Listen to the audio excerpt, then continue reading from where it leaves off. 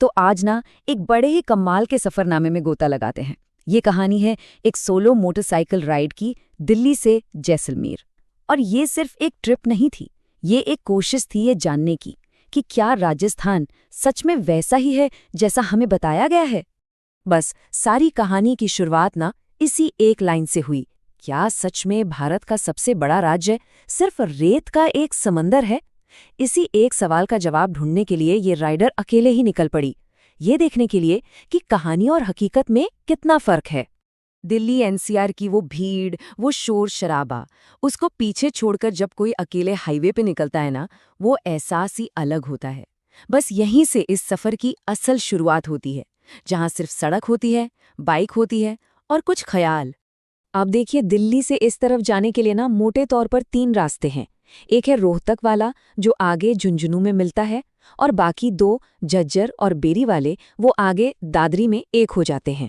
तो राइडर ने बहादुरगढ़ होते हुए दादरी वाला रास्ता चुना। और सफर शुरू होते ही सामने आ गई पहली और सबसे बड़ी चुनौती, गर्मी। हाईवे की गर्मी ना मजाक नहीं होती। जब डामर की सड़क तपती है तो वो सिर्फ शरीर से पसीना नहीं निकालती, वो हिम्मत भी निचोड़ लेती है। ये राइड का पहला और सबसे मुश्किल इम्तिहान था। लेकिन कहते हैं ना, हर मुश्किल के बाद कुछ अच्छा इंतजार करता है, और बिल्कुल वही हुआ। जहां अभी गर्मी से हाल बेहाल था, वहीं अचानक से ये पेड़ों से ढकी एक सड़क आ गई, एकदम किसी हरी भरी सुरंग जैसी। ये वो पल था जो याद दिलाता है कि सफर में सरप्राइज हमेशा मिलते हैं। तो अब सफर के उस हिस्से में चलते हैं जहां ये राइड सिर्फ एक फिजिकल चैलेंज नहीं रह जाती, बल्कि एक खोज बन जाती है। एक ऐसी खोज जहां गर्मी, इतिहास और एक पुराना रक्षक सब एक साथ मिलते हैं। रास्ते में जो ये छोटी छोटी पहाड़ियां दिख रही थी ना, वो कोई ऐसी वैसी पहाड़ियां नहीं है। ये है अरावली रेंज। जी हाँ, दुनिया की सबसे पुरानी पर्वत श्रृंखलाओं में से एक। और थोड़ी ही देर में पता चलेगा कि ये इस कहानी की असली हीरो क्यों है। 3 अरब साल, मतलब सोचकर भी दिमाग घूम जाता है ना। अरावली रेंज इतनी पुरानी है, इसके सामने तो अपना हिमालय पर्वत भी समझो कल का बच्चा है।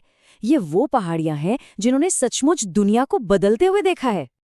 और अरावली की अहमियत को हम अक्सर नजरअंदाज कर देते हैं। ये कोई छोटी मोटी रेंज नहीं, दिल्ली से गुजरात तक फैली है, लगभग 700 किलोमीटर। चाहे ताजमहल हो या राम मंदिर, उसका खूबसूरत मार्बल यहीं से आया है। ये थार रेगिस्तान को आगे बढ़ने से रोकती है, और भारत का 90% मार्बल वो भी यहीं से आता है। और ये है सबसे सबसे चौंकाने वाली बात। अरावली ना एक खामोश गार्ड की तरह है। अगर ये पहाड़ियां यहाँ न होती तो थार का रेगिस्तान कब का दिल्ली एनसीआर को अपने आगोश में ले चुका होता। जी हाँ, पूरा का पूरा इलाका एक रेगिस्तान होता। तो अरावली की ये बड़ी सीख लेकर सफर आगे बढ़ा। अब मंजिल थी रेगिस्तान, और जैसे जैसे लैंडस्केप बदल रहा था, थकान हावी हो रही थी, लेकिन मंजिल तक पहुंचने की जिद भी तो थी। लंबे सफर पर एक चीज होती है, दिमाग में ना बड़े मजेदार सवाल आते हैं। जैसे राइडर के मन में आया कि यार, ये जो बीकानेर की नमकीन खाते हैं, वो ब्रांड सच में यहीं का है क्या? यही छोटी छोटी बातें तो सफर को यादगार बनाती हैं। और हाँ, बीकानेर की बात चली है तो इसे ऊंटों की राजधानी यानी कैमल कैपिटल भी कहते हैं। यहाँ ऊंटों का बहुत बड़ा केंद्र है। सर्दियों में तो बाकायदा कैमल फेस्टिवल भी होता है। और वो चूहों वाला मशहूर करणी माता मंदिर, वो भी यहीं बीकानेर में है। देखिए, ऐसा लंबा सफर ना 2धारी तलवार की तरह होता है। एक तरफ शरीर की हालत खराब हो जाती है, 12 घंटे में 600 किलोमीटर, वो भी उस जानलेवा गर्मी में। लेकिन दूसरी तरफ अकेलेपन में जो एक मेंटल स्ट्रेंथ मिलती है ना, और राइडिंग का जो नशा होता है, उसे बस महसूस ही किया जा सकता है। और फिर इतनी सारी चुनौतियों, इतनी थकान और इतनी सीख के बाद आखिरकार मंजिल आ ही गई, गोल्डन सिटी जैसलमेर।